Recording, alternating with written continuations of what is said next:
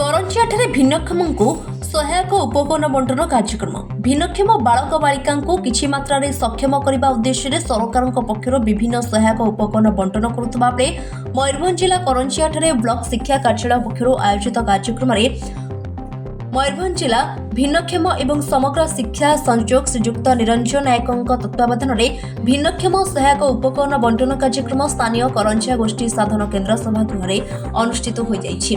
करंजिया गोष्ठी संबल शिक्षक रघुनाथ महाकुड़ और कवितालता साहू सुकुली गोष्ठी संबल शिक्षक ब्रजमोहन सेठी और ठाकुरमुंडा गोष्ठी संबल शिक्षक सुदर्शन पति परिचालना कार्यक्रम में ठाकुरमुंडा ब्लॉक 11 जन भिन्नक्षम को 5 प्रकार सुकुली ब्लॉक 11 जन भिन्नक्षम को 14टी एवं करंजिया ब्लॉक 24 जन भिन्नक्षम को 31टी सहायक उपकरण बंटन करा जायतिला।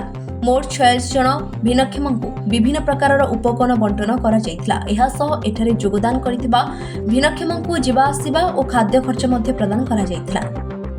मयूरभंज करंजियारू दिनेश कुमार का रिपोर्ट एएम मीडिया। मो ना निरंजन नायक जिला भिन्नक्षम संयोजक समग्र शिक्षा मयूरभंज। आज करंजिया ठारे ठाकुरमुंडा सुकुड़ी एवं करंजिया ब्लॉक रो जो भिन्नक्षम पिला माने साधारण विद्यालय पाठ पढ़ुछन्ते गत 2024-25 शिक्षा वर्ष रे तांको विभागीय डाक्तर द्वारा एडी परीक्षा करा जायतिला। सेथिरे जो मानकर जहा उपकरण पाइबा पई धार्य करा जायतिला आज से उपकरण गुड़िक एठारे पहुंची एवं से पिला मानकु प्रदान करिया पई पिलांक सहित समस्त अभिभावक को डका जायछि। सर्वमोट 3टी ब्लॉक रे 45 जन पिलांकु 96टी उपकरण बा विविध उपकरण दवा पई स्थिर करा जायछि।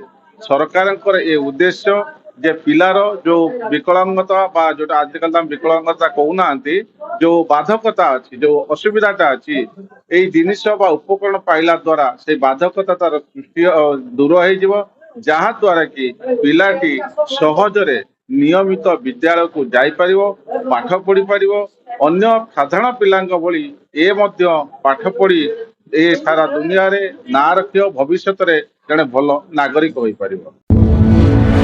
आम चैनल सह जोड़ी हेबाकू लाइक शेयर सब्सक्राइब करंतु।